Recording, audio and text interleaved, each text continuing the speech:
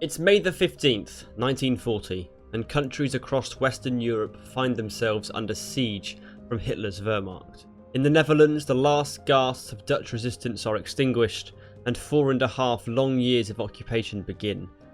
In central Belgium, the German 6th Army launches its largest attack yet on the fragile Dille line in the Battle of Gembloux, engaging in fierce close quarters fighting with British and French troops. Further south, German panzer units have succeeded in gaining crucial bridgeheads across the rivers Semois and Meuse and are poised to execute a westward dash to the coast to encircle the bulk of the Allied armies.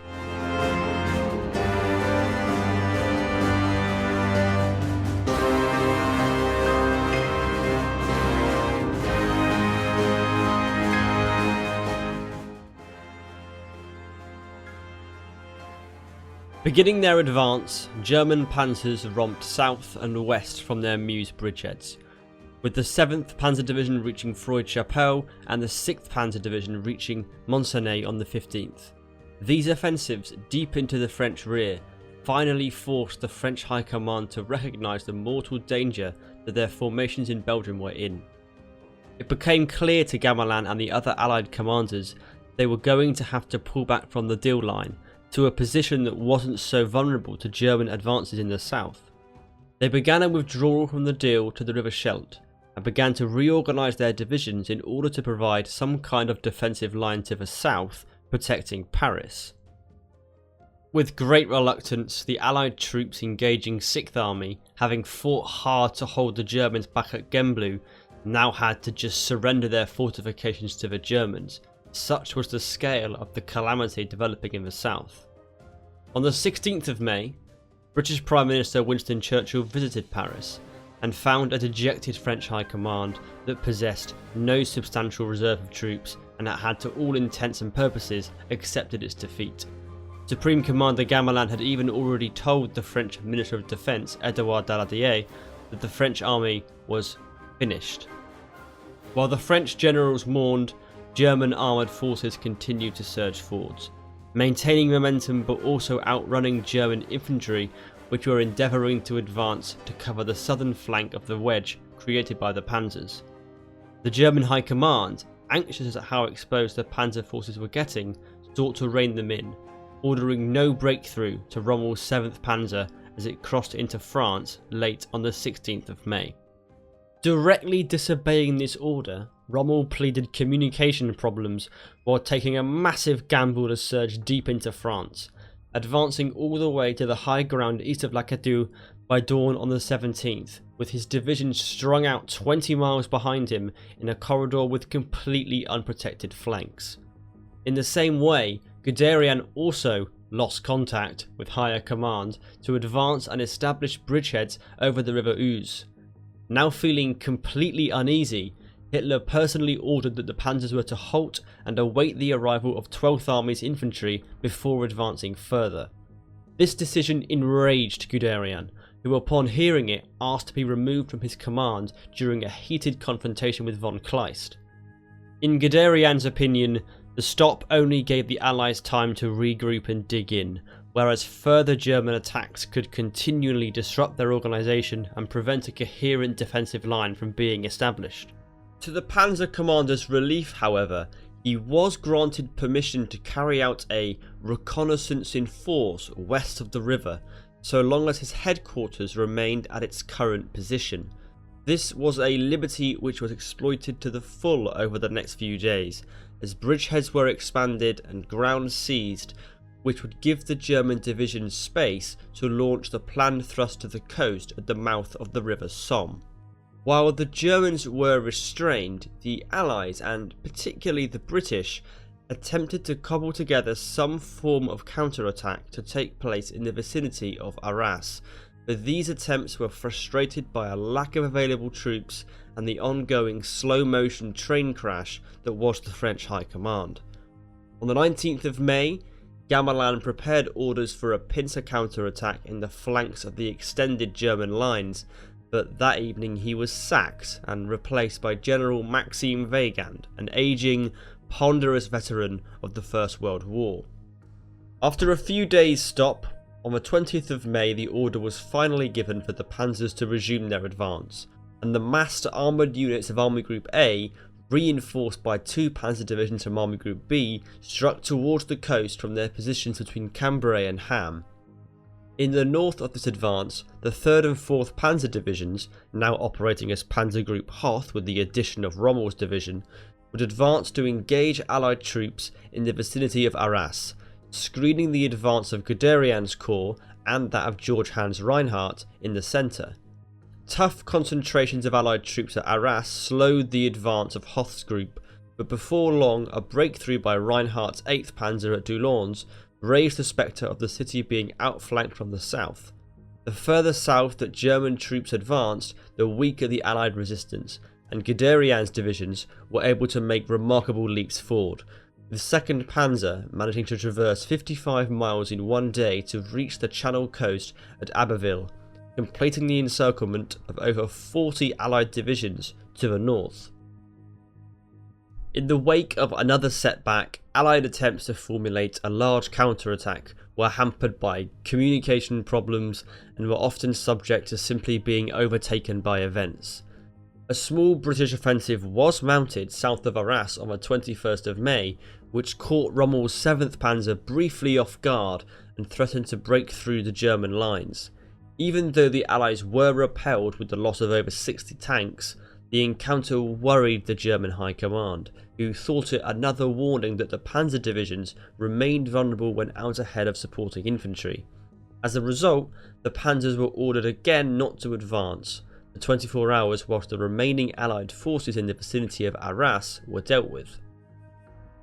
Again, this was to the frustration of Guderian, as the pause gave the Allies time to rush troops into the western ports of Calais and Boulogne.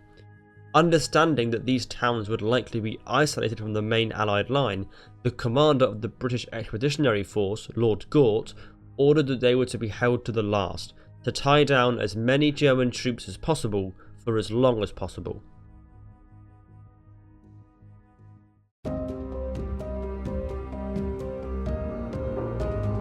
Having finally dealt with Arras, the German advance began in earnest, and 2nd Panzer Division reached Boulogne on the 22nd, beginning an attack on the defending Welsh and Irish Guards almost immediately. After several days of heavy fighting, the Germans managed to overwhelm the much smaller British force on the morning of the 25th, but not before nearly 4,500 men had successfully been evacuated by Royal Navy destroyers. Elsewhere, German divisions began to make contact with the southern edge of the defensive line around Dunkirk, and 10th Panzer closed in on Calais. Guderian and Reinhardt's corps both made progress, crossing the Aar Canal and putting themselves within striking distance of Dunkirk. At this point, the panzers of Army Group A were ordered to halt for the 3rd time in the campaign, this time because of concerns that their commander, von Rundstedt, had over the vulnerability of the panzer formations to counterattack. This order baffled the high command of the army, but when its commander-in-chief, von Brauchitsch, attempted to go over Rundstedt's head and get the panzers moving himself, he was slapped back into line by Hitler, who made it clear that Rundstedt's halt order would remain in place. For the Allies, by this stage in the campaign, their troops had been pushed back into an ever-decreasing pocket around Dunkirk. Outside of this perimeter, an Allied garrison continued to hold out in Calais, which was encircled by 10th Panzer on the 24th of May. The small force of Anglo-French troops there, supported by guns of Royal Navy destroyers, fought on against overwhelming odds until the 26th, tying up significant numbers of German troops at a crucial moment in the campaign. Their stand was credited by Winston Churchill as enabling the line at Gravelines to be held against the advancing panzers. As the battle for Calais came to its conclusion, the British finalised and put into action their plans for evacuation. The operation called for a gradual tightening of the front line as rear units were evacuated back to a fixed stop line running along the coast 6 miles inland from the beaches of Dunkirk. When Rundstedt's panzer divisions restarted their offensive on the 27th of May, they found it much harder going than their previous romp across France.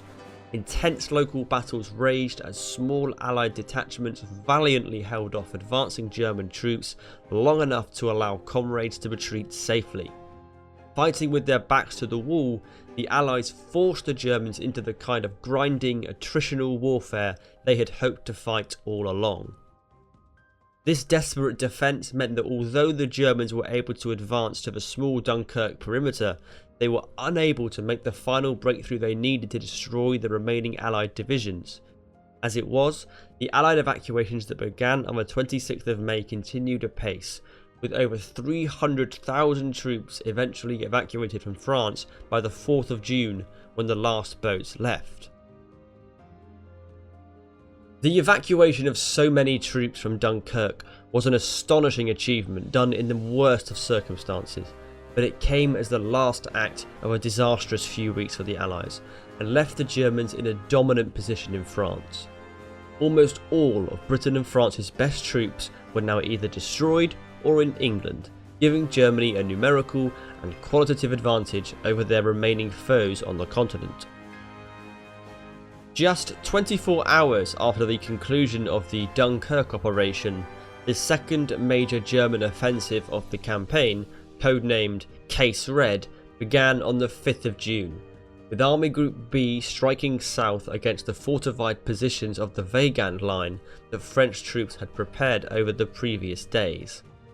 The advancing Germans encountered a far more resilient enemy than that which had been brushed aside so easily by Army Group A earlier in the campaign. Nonetheless, the material and numerical superiority of the Wehrmacht told, and there was some progress, albeit relatively slowly. The most significant advance was spearheaded by Erwin Rommel's 7th Panzer, which dealt with stubborn French strongpoints by simply bypassing them, and by the 8th of June was well on its way towards Rouen on the River Seine. The French by this stage had little with which to stop Rommel. Only 324 French tanks remained in operation alongside just 600 planes. On the 9th of June, Army Group A began its offensive, having redeployed from Dunkirk. Clustered around Rethel, its formations fought hard to cross the River Aisne before pushing its 2 Panzer Corps across hastily erected pontoon bridges to attack south and west. 9th Panzer reached Reims on the 10th of June, and by the 12th of June, the Weygand line had been well and truly shattered. The collapse of the Weygand line marked the effective end of the Battle of France. By this time, the French government had fled Paris, and the city was taken on the 14th of June without a shot being fired. Throughout France, German armoured formations now raced to seize as much French territory as possible to force their opponents to capitulate. Guderian's forces advanced towards the Swiss border at a rate of 60 miles a day, aiming to encircle the French troops still manning the Maginot Line. At the same time as Paris was being occupied, Army Group C, a long-standing spectator in the war against France, began attacks against the Maginot Line from the east as an enormous pincer was tightened around the now redundant French forts. Resistance in these immensely powerful fortifications was amongst the strongest anywhere in France, but events elsewhere rendered this resistance futile. On the 16th of June, French Prime Minister Paul Rynos resigned, and his replacement, Marshal Philippe Pétain, saw an armistice with Germany almost immediately. Hitler delayed in giving a response, allowing the German army time to seize as much land as possible and put the French in the weakest negotiating position possible.